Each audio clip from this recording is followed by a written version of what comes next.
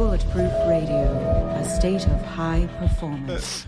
The issue that we have, though, is if you want to create connection with someone or with a group, first, they have to trust you and you have to trust them.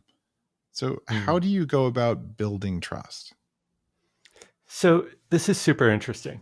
And I'll be honest, this wasn't stuff that I knew before I started researching the book.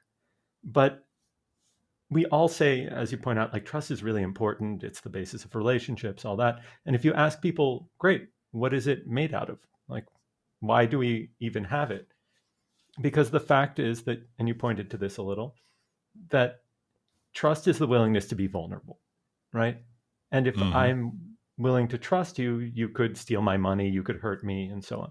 So trust doesn't actually make any sense to have, except for one problem.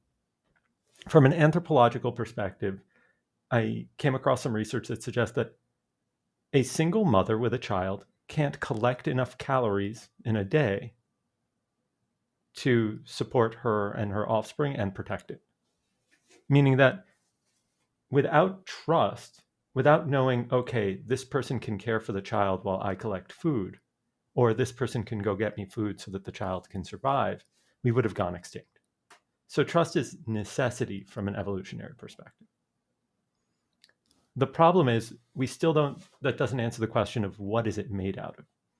And for the most part, researchers agree that it's made out of three things. Some argue four, but for the purposes of anything we actually care about, three is fine. And that's competence, your ability to do something. Honesty or integrity, if you're truthful. And then the third is benevolence, that you have my best interests at heart. And here's what's really interesting. Three pillars, all really important, but they're not equally important. So if I came to you one day and I shared something and the next day I was like, oh, I found out that study was wrong. You wouldn't say, oh, John is incompetent. He got something wrong. I can't trust him anymore. You'd say, if you were a YouTube commenter, you would. For sure, because of cancel culture. So you can see that you can have a screw up in competence and you're still in the clear, right? As long as you have a decent track record. But if you found out somebody lied to you, you then doubt everything they have said and everything they say moving forward. So you can see that a breach in honesty is a much bigger deal than a breach in competence.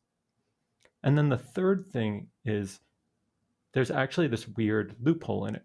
And so if the two of us are walking down the street and I say, hey, Dave, I just forgot something at a friend's house. Do you mind if we quickly pick it up? And you're like, yeah, sure, no problem. And when we walk in, 40 of your closest friends jump out and scream, surprise! It would be very, very strange if you turned to me and said, John, you just lied to me. We can't be friends anymore. And that's because you know I lied to you for benevolent reasons, which is I had your best interests at heart. And so we're more willing to forgive that, especially if it's for like a temporary kind of joke or something like that. Right. And here's what's interesting about it. Everybody tends to lead with competence, like he's capable or she's capable of whatever it is. But really, it seems that human beings care about benevolence more than honesty. So what we should be leading with is that we have other people's best interest at heart.